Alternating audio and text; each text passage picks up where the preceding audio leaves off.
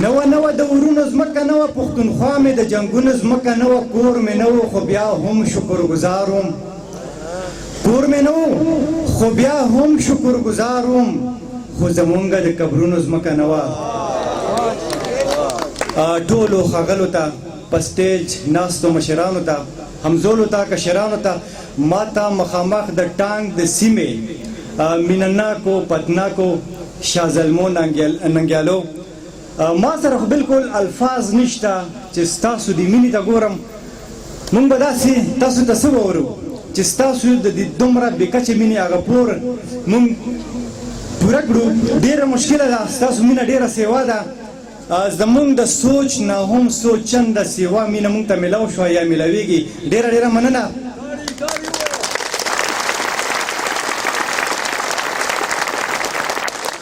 وخت به نه اخلم شیرونه در سره شریکوم چې سخت بیمار یم څه راته پکار دي ستا د خولې جوټه اوبه راته پکار دي نور پښتون یم په هر څه ښه پوره یم نور پښتون یم په هر څه ښه پوره یم مازغه نه لرم مازغه راته پکار دي ډېره مننه نور پښتون یم په هر څه ښه پوره یم مازغه نه لرم مازغه راته پکار دي او یو سړی دی دلته ګرځي داسې وایي یو سړی دی دلته ګرځي داسې وایي پردی جنګ دی پښتانه راته پکار دي ډېره مننه یو سړی دی دلته ګرځي داسې وایي پردی جنګ دی پښتانه راته پکار دي او ته سپوږمۍ ته د خطو خبرې پرېږده ته سپوږمۍ ته د خطو خبرې پرېږده موږ نه هر یو جي اوړه راته پکار دي ته سپوږمۍ ته د خطو خبرې پرېږده موږ نه هر یو جي اوړه راته پکار دي او ستا یاران دي وي په جیب کنګال سنما ستا یاران دي وي په جیب کنګال سنما خو په خوی خصلت درانه راته پکار دي دغه یو غزل حضرت بیټني صاحب ته ډالۍ کوم چې زما ورباندې زړه راغلی دی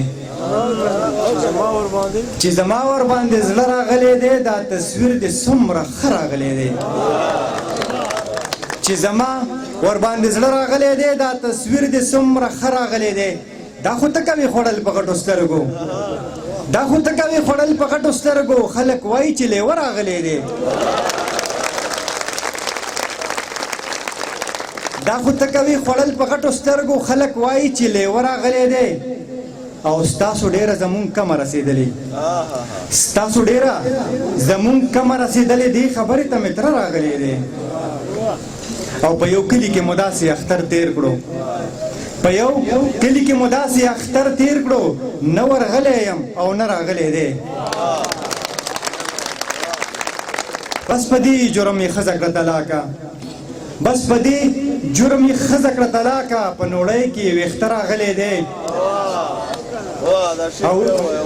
مننه بس په دې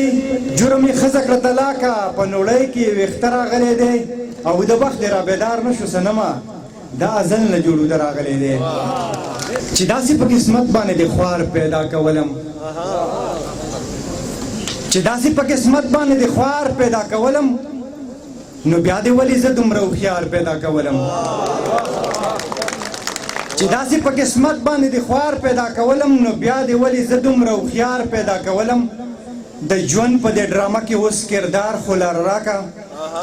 د ژوند په دې ډرامه کې اوس کردار خو راله راکه که نه هسې په نوم د اداکار پیدا کولم مننه شعر دی چې اوس ولې خفه کېږي په سازونو جوړولو اوس ولې خفه کېږي په سازونو جوړولو تا ولې په فطرت زه موسیقار پیدا کولم او تنقید خو به کومه په تخلیق د تخلیقکار اوس تنقید خو به کومه په تخلیق د تخلیقکار اوس چې پوی دې په معنا زه د معیار پیدا کولم او سنمه په یارانو کې مقام به مې اوس دنګ وي سنمه په یارانو کې مقام به مې اوس دنګ وي په ونه چې خپل خدای لکه چینار پیدا کولم